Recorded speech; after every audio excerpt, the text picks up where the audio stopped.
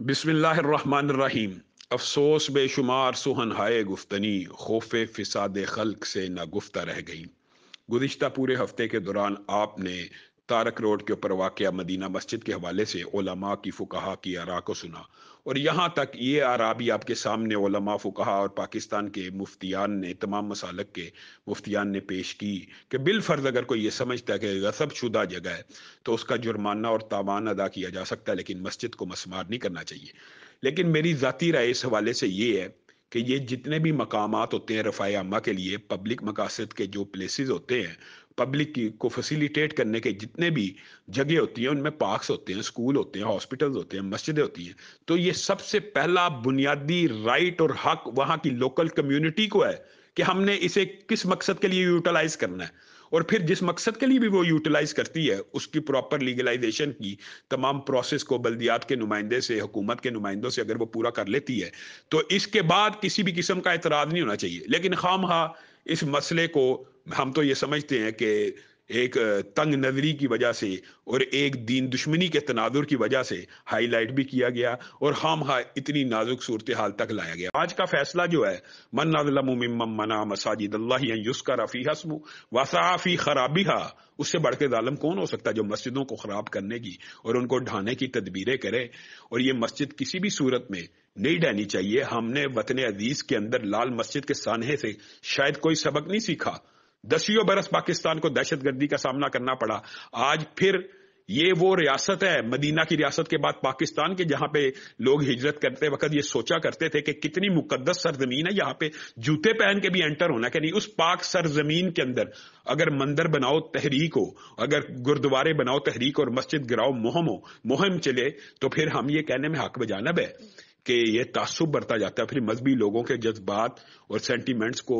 بری طرح مجروح کیا جاتا ہے، اور وہ یہ بات سوچنے میں مجبور ہو جاتے ہیں کہ یہ منافقانہ رویہ ہے۔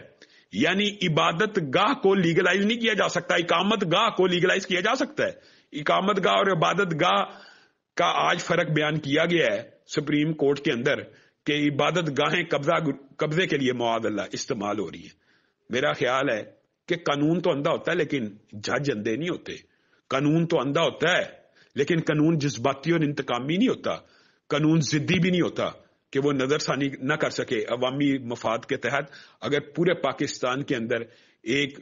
آپ کو پتا کس قسم کی جذباتی کیفیت ہو چکی ہوئی ہے، اور اگر اس وقت بھی عوامی رائے کا احساس نہ کیا جائے، ہم کیسے جمہوری ملک میں رہ رہے ہیں؟ یعنی جمہور ایک بات چاہتی ہے اور کوئی دوسرا صرف یورپ کو اور مغرب کو خوش کرنے کے لیے اس طرح کے فیصلے کرے تو اس کا نام بھی پھر اسی فہرست میں لکھا جائے گا۔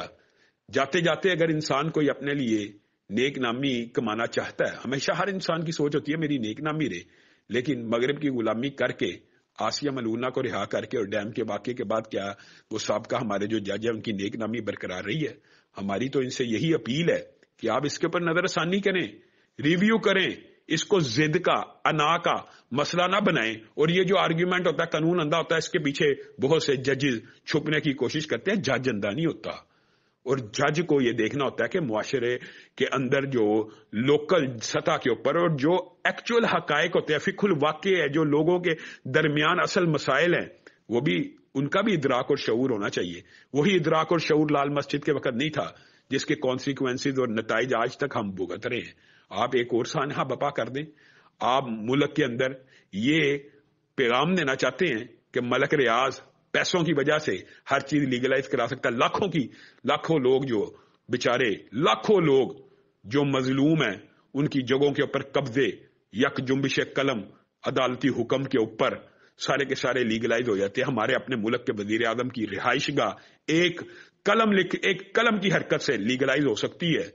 تو اللہ کے لیے قائم کی گئی مسجد جو لوکل لوگوں نے اس نیت کے اوپر بنائی کہ یہ بھی ہماری ضرورت ہے، مسجدیں بھی بنیادی ضروریات کا حصہ ہوتی ہیں، اور مسلمان مرد کی تو نماز ہی گھر میں نہیں ہوتی، اور انہوں نے پبلک پلیس کے اوپر اجازتوں کے ساتھ 40 سال سے بنائی ہے۔ اس کو لیگلائز کرنے کی بجائے اس کو گرانے کا آرڈر جو ہے، یہ مسالک کا مسئلہ نہیں ہے۔ یہ ہم اس بارے میں بھی آپ کو یہ بات کہنا چاہتے ہیں کہ یہ اگر آپ یہ بات کہیں کہ یہ جی مولویوں کو یا فرقہ وریت کو اس میں کوئی مسئلہ ہے تو مجھے بتائیں سب سے زیادہ مساجد آپ کو پتا باغوں کے اوپر کس مسلک کی؟ ہمارے مسلک کی نہیں ہے، نہ دیوبند مسلک کی ہے، بریلویوں کی سب سے زیادہ مساجد باغوں کے اوپر قائم ہے۔ لیکن ہم یہ نہیں چاہتے کہ ملک کے اندر فرقہ وریت کو ہوا دی جائے۔ اس معاملے کے اندر ہم یہ چاہتے ہیں کہ اگر آپ نے کوئی قانون اور ضابطہ بنانا ہے تو وہ کراس دی بورڈ سب کے لیے ہونا چاہیے، ایک مسلک کے لیے نہیں ہونا چاہیے، ایک مقام کے لیے نہیں ہونا چاہیے، مساجد کے لیے نہیں ہونا چاہیے، وہی پلادے کے لیے بھی ہونا چاہیے، وہی کمرشل جگہ کے لیے بھی ہونا چاہیے، وہی رہائش گاہ کے لیے بھی ہونا چاہیے۔ اکراس دا بورڈ ایک پیمانہ اگر ہو تو کسی کو اعتراض کرنے کی جرت نہ ہو۔ اعتراض اس لیے کیا جاتا ہے کہ ہم یہ سمجھتے ہیں کہ مذہب کو اور مذہبی پلیسز کو جان بوجھ کے اس دور حکومت میں نشانہ بنایا جا رہا ہے۔ پہلے اسلام آباد کے اندر توحید مسجد، الیاس چنیوٹی صاحب کی مسجد، دیگر مساجد کے ساتھ جو واقعات پیش آ رہے ہیں، وقف املاک کا جو بل آیا ہے، یہ سارے کے سارے بلز اور یہ ساری کی ساری باتیں